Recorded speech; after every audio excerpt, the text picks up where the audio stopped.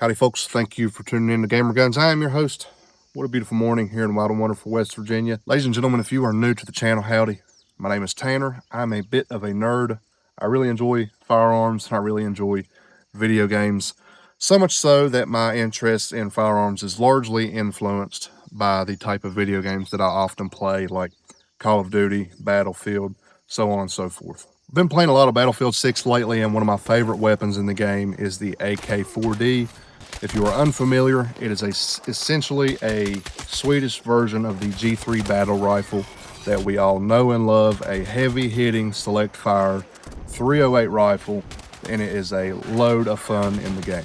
I've been enjoying it so much on BF6 that I decided that it is time to go get something similar in real life, and that is how I ended up with the Century Arms CA3. But do not let the receiver markings and the name Century Arms fool you. This is actually very not Century at all. What the CA3 is a Portuguese FMP G3 kit build done by PTR and sold by Century Arms. Some of the components on this rifle are American made, such as the barrel, receiver assembly, the trunnion, and certain components in the trigger pack. But for the most part, the heart and soul of this rifle is real military surplus FMP G3 components. For example, such as the furniture has a nice patina to it, military surplus furniture.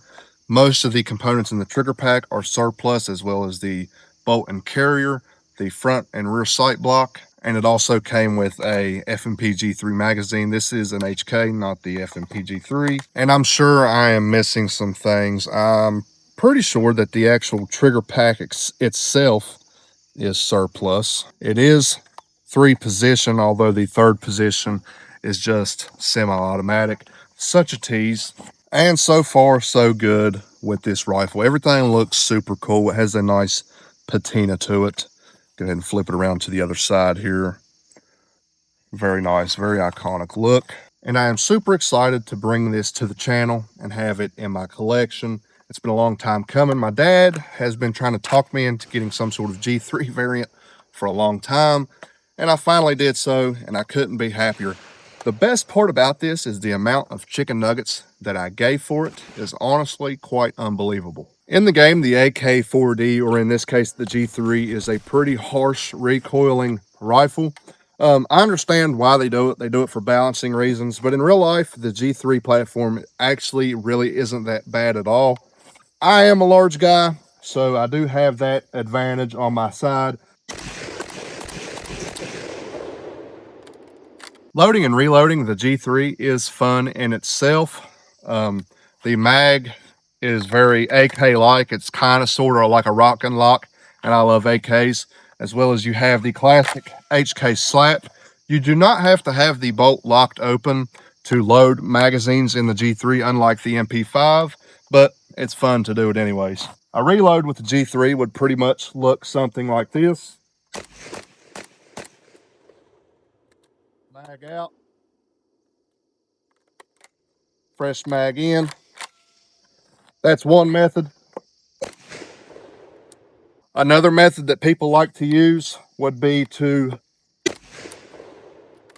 mag out, lock back, mag in, slap. They both work very well. I think it's more or less your flavor of choice. I personally think I prefer click, lock back, mag out, mag in, slap. And that kind of looks like this.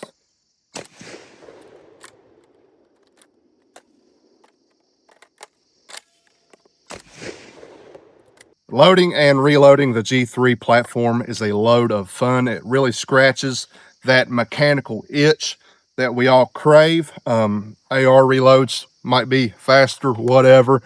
But this is just so much funner, and my time at the range is very precious to me, so I want to have as much fun as possible. We do have a piece of steel out at 200 yards. I have not messed with these sights, so I'm honestly unsure of how this is going to go, but we're going to do our best here. Well, I really hope the camera saw that, because the freaking target fell and I'm not going down there to pick it up. I moved my cardboard out to 50 here. And we're just going to put the remainder right in the face.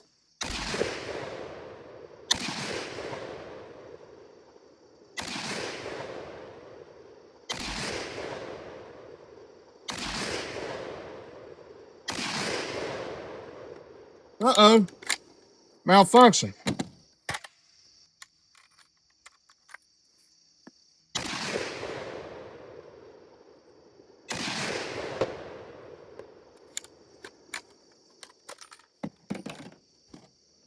Well. We just had a couple of different pretty interesting malfunctions. The empty casing was turned 180 degrees around. So that was definitely a pretty interesting malfunction. I'm going to set that magazine aside there just in case it's mag related. I am not a G3 expert, so I probably should have showed you guys what was going on and maybe somebody could have answered my question a little better for me. But I got another full mag of some PMC X-Tac loaded up with a different magazine, and we're going to try it out here.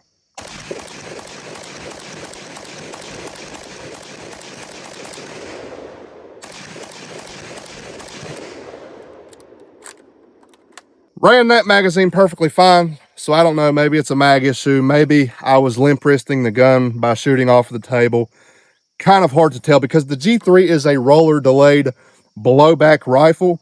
So I would assume, similar to other blowback designs, limp wristing the firearm can have an effect on your reliability. So the malfunction kind of sucked, put me in a little bit of a bad mood, but overall it's not that big of a deal. This gun was cheap. I got a very good deal on it, and it has ran every other time that I've shot it. So 2 malfunctions out of probably, I would say, close to 300 rounds that I've personally put down the bore of this thing so far. Pretty hard to tell how many rounds of abuse the surplus components have seen, as well as the previous owner, unknown how much he put through the rifle. But overall, guys, I think this thing is pretty sweet. I'm tickled to death with it. Definitely something cool to have in the collection. Would you rather spend 500 chicken nuggets on a G3 or $1,000 on probably a pretty crappy AR-10? I know what my answer is. I know what your answer should be. I think it's a pretty obvious one. But I hope you guys enjoyed this video. Hit the like and subscribe button if you haven't already. Leave me a comment down below.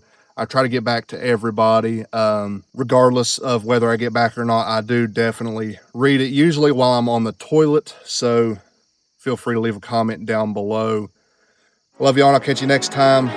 Peace.